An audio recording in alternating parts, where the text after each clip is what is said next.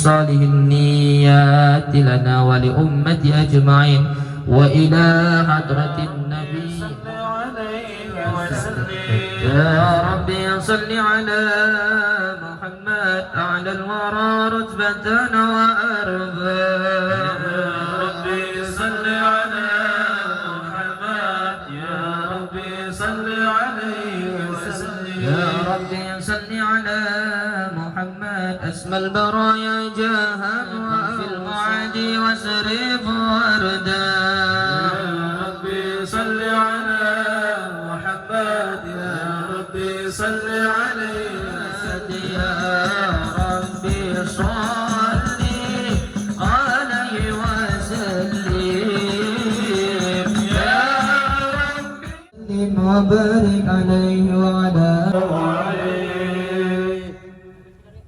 اللهم صل وسلم وبارك عليه وعلى آله صلى الله عليه الحمد لله الذي هدانا بعبده المختار من دعانا إليه بالإذن وقد صلى الله عليه وسلم صلى الله على محمد صلى عليك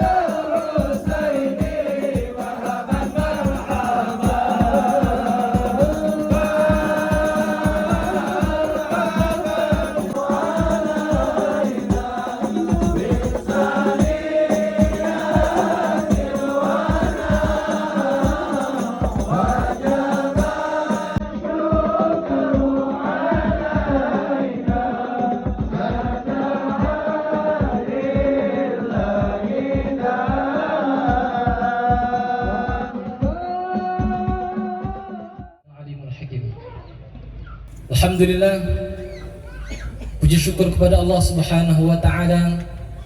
Tak bosan-bosan kita sampaikan dengan ucapan Alhamdulillahi Rabbil Alamin. Dalam keadaan apapun, kalimat Alhamdulillahi Rabbil Alamin harus selalu membasahi lisan kita, karena Allah Subhanahu wa Ta'ala telah memberikan yang terbaik untuk kita, sehingga kita bisa menjadi hamba Allah Subhanahu wa Ta'ala yang patuh dan taat kepada Allah. Selanjutnya selawat serta salam bahwa saya sampaikan kepada beliau mengatakan kuntu khalfan Nabi sallallahu alaihi wasallam. Abdullah bin Abbas mengatakan saya bersama baginda Rasulullah sallallahu alaihi wasallam, berada di belakang baginda Rasulullah sallallahu alaihi wasallam. Pesan ini saya rasa sangat-sangat mengena kepada kita, karena apa? Pesan ini selayaknya baginda Rasulullah SAW hadir di tempat ini dan memberikan wasiatnya kepada kita. Walaupun hadis itu baginda Rasulullah SAW pesan kepada Abdullah bin Abbas, tapi pesan ini kata Imam An-Nawawi hadithun azimun wal muwaqqat. Hadis ini adalah hadis yang sangat mulia dan sangat-sangat mengena kepada siapapun yang di belakang yang telah ditinggalkan oleh baginda Rasulullah sallallahu alaihi wasallam. Apa pesan Nabi kepada Abdullah bin Abbas? Inni u'allimuka kalimat. Hadis ini telah ditulis oleh Al-Imam An-Nawawi mengesankan kepada kita bahwa baginda Rasulullah sallallahu alaihi wasallam sangat-sangat menginginkan kita ini mempunyai iman yang kuat. Maka lanjut sabda baginda Rasulullah sallallahu alaihi wasallam, ya ghulam. Baginda Rasulullah berkata kepada Abdullah bin Abbas, ya ghulam. Abdullah bin Abbas ini adalah الفتاح العليم الذي خلق الإنسان في أحسن تقويم. أشهد أن لا إله إلا الله الواحد الحكيم، وأشهد أن محمدا عبده ورسوله الرؤوف الرحيم.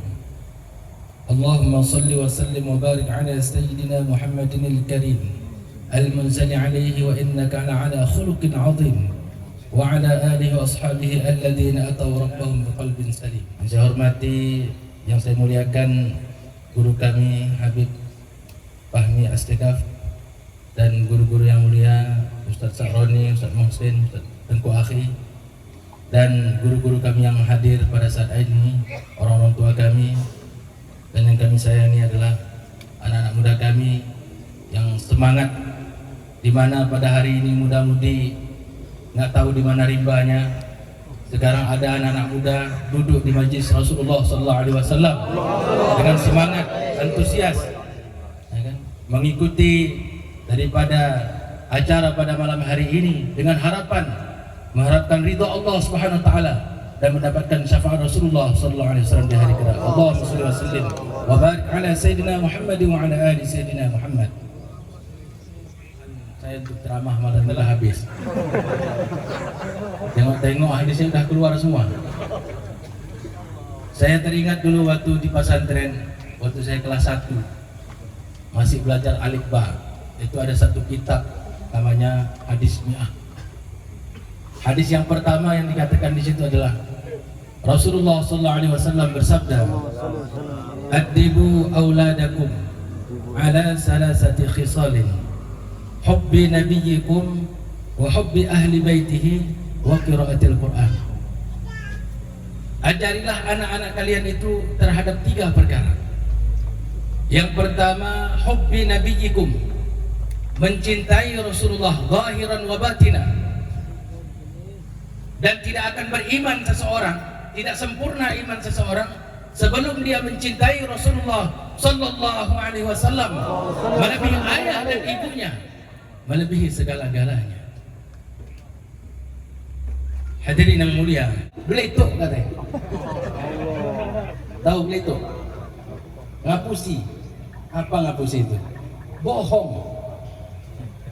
Kok ada ngakunya cinta kepada Rasulullah malam ngorok sampai pagi, enggak sholat tahajud, berarti cintanya kepada Rasulullah itu hanya bohong, kata Habib Syekh Atib. Maka kita punya bukti, ketika kita cinta kepada Allah, kita bukti. Kita buktikan. Bagaimana cara membuktikannya? Kita lebih mencintai Rasulullah SAW, lebih mencintai sunnah-sunnah beliau daripada yang lainnya. Hari ini, Masya Allah, anak-anak muda kita mengaku cinta kepada Rasulullah, tapi rambutnya gaya anak pang. Mencintai sunnah-sunnah Rasulullah SAW, tapi kehidupan hari-harinya itu mengikuti bukan Rasulullah. Maka ini kita buktikan pada malam hari ini, kita mencintai Rasulullah zahiran wa batina, betul-betul mencintai Rasulullah, ittiba kepada sunnah-sunnah Rasulullah SAW. Sebagaimana sudah dibacakan ayatnya tadi oleh Ustaz Taroni, "Qul in kuntum tuhibbunallah fattabi'uni." Kalau kalian mengaku cinta kepada Allah, maka ikutilah aku. Ikuti sunnah-sunnah Rasulullah SAW. Apa janji Allah?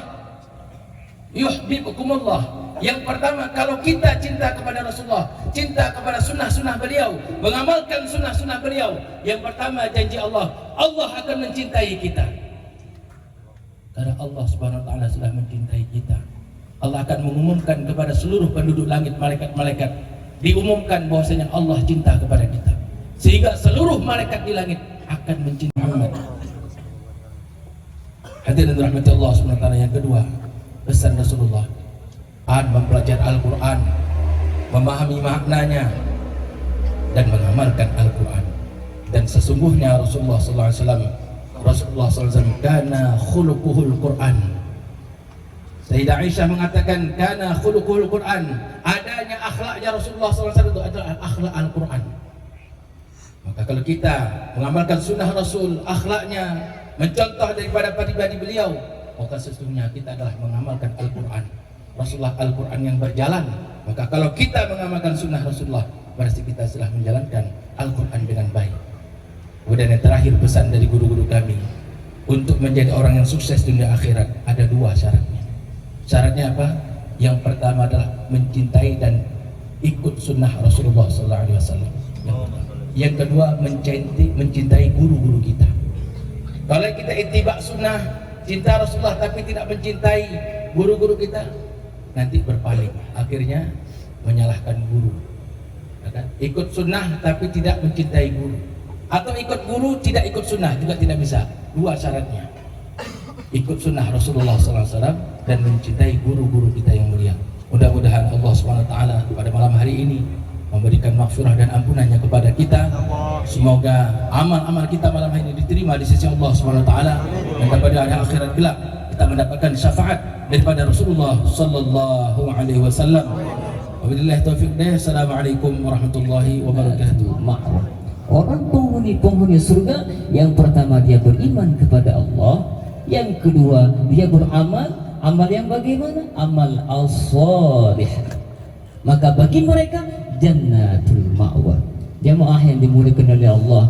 Karena kalau kita bayangkan neraka, kita kadang-kadang dan ada sayapnya khauf, yaitu rasa takut bila amalan kita ditolak oleh Allah Subhanahu wa taala. Orang yang sudah benar ibadahnya, yang sudah benar rukun syaratnya, yang sudah benar fiqhnya, yang sudah benar tauhidnya, kadang-kadang tasawufnya tidak ada, maka dicampakkan oleh Allah. Maka orang yang paling pertama dicampakkan oleh Allah dalam mereka yaitu orang-orang yang berilmu. Yang kedua orang-orang kaya, dan yang ketiga yaitu orang-orang yang berjihad di jalan Allah Subhanahu wa taala. Kenapa? Ini merupakan kabar ketakutan kepada kita agar kita berharap kepada Allah dan memiliki rasa khauf, takut kita. Ya Allah, saya sudah berselawat pada malam ini, ya Allah. Tanamkan khauf dalam hati kita, ya Allah. Ya Allah, semoga apa yang saya amalkan, apa yang saya bacakan, ya Allah, Engkau terima, ya Allah. Itu selalu kita doakan dan selalu didoakan oleh Habib kita, oleh guru-guru kita. Jemaah yang dimuliakan oleh Allah Subhanahu wa taala. Maka syarat masuk surga itu enggak banyak. Yang pertama, kita harus, yang kedua, kita harus yakin bahwa amalan tersebut diterima oleh Allah Subhanahu wa taala. Husnul khatimah. Itu cuma 3 syarat agar kita bisa masuk dalam surga. Kalau sudah masuk dalam surga, kita nggak usah minta apa-apa. Yang paling utama kita minta kita bisa bersama Rasulullah Sallallahu Alaihi Wasallam. Mungkin cuma ini nasihat daripada saya. Wabillahi taufiq wal hidayah. Wassalamualaikum warahmatullahi wabarakatuh.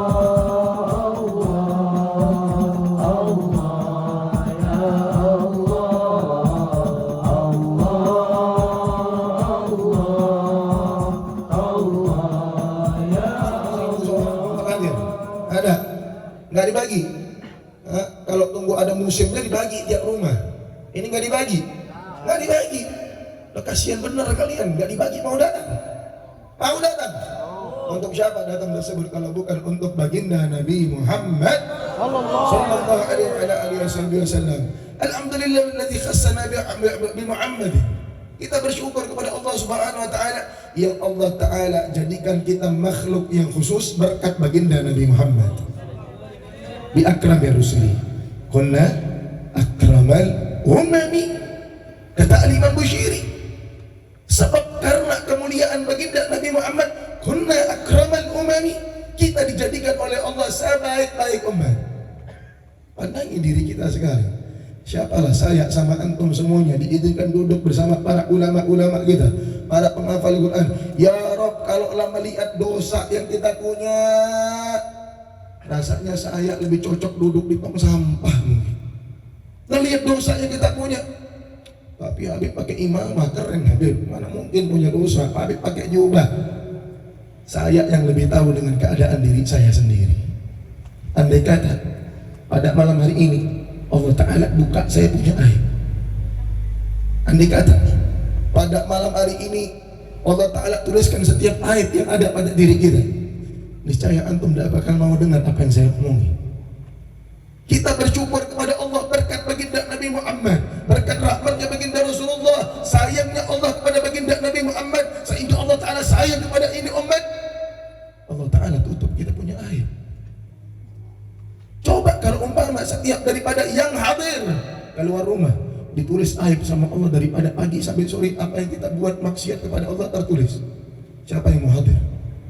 Siapa yang mau duduk? Kita mau duduk sama orang-orang mulia di sebelah saya. Ya Rabb, ini nikmat ya. Ini nikmat persatuan yang Allah Ta'ala berikan. Yang hina umat muslimin, dia hina engkau ya Rasulullah. Gagap umat muslimin lemah, pengecut. Ya Rasulullah, biar anak umur 16 tahun penggal kepalanya ya Rasulullah. Rasulullah mengatakan bentar dulu, ente masih kecil. Nabi Muhammad masih nunggu dari sahabat-sahabat yang umurnya besar. Sahabat-sahabat yang umurnya agak lebih tuaan sedikit. Mana yang lain? Tidak ada yang berani maju. Sahabat lain bukan tidak berani maju, tapi tahu kekuatan Amr ibn Abdi Wud. Kalau sampai lawan kemudian kalah, malu-maluin Islam, malu-maluin umat muslimin. Mereka juga sadar diri, ini Amr ibn Abdi Wud bukan orang sembarangan. Kafir Quraisy yang sangat kuat luar biasa. Sampai kemudian semua orang nggak ada yang berani jawab. Ini anak umur 16 tahun kemudian bilang lagi, ya Rasulullah, biar aku penggal kepalanya ya Rasulullah. Kata Rasulullah, enak, engkau tidak tahu ini Amr ibn Abdi Wud. Apa jawab pemuda tersebut? Ya Rasulullah, kalau dia Amr ibn Abdi Wud, saya Ali bin Abi Thalib. Masya Allah. Dia Amr bin Abdi Wud, saya Ali bin Abi Thalib. Kenapa ya Rasulullah? Sampai kemudian Sayyidina Ali bin Abi Thalib maju ke depan. Beliau keluarkan pedangnya, dalam riwayat pedangnya lebih besar daripada Sayyidina Ali bin Abi Thalib. Pedangnya lebih besar dari Sayyidina Ali bin Abi Thalib. Maju Sayyidina Ali bin Abi Thalib sehingga terpenggal kepala Amr bin Abdi Wud, orang yang paling kuat. Yang paling kuat di kota Mekah pada saat tersebut dipenggal sama anak muda umur 16 tahun. Terus datang anak muda zaman sekarang katakan, Habib, saya masih pengen main, saya belum cocok dakwah, saya belum cocok bantu agamanya Allah. Terus yang bantu agama Nabi Muhammad pada zaman baginda Rasulullah umurnya berapa? Sayyidina Mu'ad dan Sayyidina Miqdad 15 sama 16 tahun datang kepada baginda Nabi Muhammad, ya Rasulullah, izinkan kami perang ya Rasulullah. 15-16 tahun. Nabi Muhammad bingung, ini anak kecil mau ngapain? Diizinkan oleh baginda Rasulullah. Tujuan mereka apa? Ketika diizinkan oleh Rasulullah, mereka cari Sayyidina Abdurrahman ibn Auf. Paman Abdurrahman ibn Auf. Mana Abdurrahman ibn Auf? Ketika dapat, sehingga berperang Sayyidina Ali bin Abi Thalib dengan marhab. Saking kuatnya marhab, tameng yang dipakai oleh Sayyidina Ali bin Abi Thalib terbelah menjadi dua kena pukulan pedangnya marhab. Gak kebayang gimana kuatnya marhab. Saat tersebut Sayyidina Ali bin Abi Thalib nyari mana tameng untuk bisa lindungi dirinya. Gak ketemu, akhirnya nemu benteng Khaybar. Benteng Khaybar disebutkan diangkat oleh Sayyidina Ali bin Abi Thalib dengan tangan kirinya melawan marhab sampai kemudian putus kepalanya marhab. Para sahabat kemudian selepas perang mereka coba mengangkat benteng yang diangkat oleh Sayyidina Ali bin Abi Thalib dengan 8 orang, maka mereka tidak mampu mengangkatnya. Ayolah hadirin, para sahabat baginda Nabi Muhammad mungkin tidak lebih banyak ibadahnya daripada orang-orang zaman sekarang. Para sahabat baginda Nabi Muhammad mungkin tidak lebih banyak. Ya Allah, Rasulillah, salatullah, salamullah ala yasin habibillah, tawassalna bibismil aqba wa kulli baliyatin wa wababi'ah. Salatullah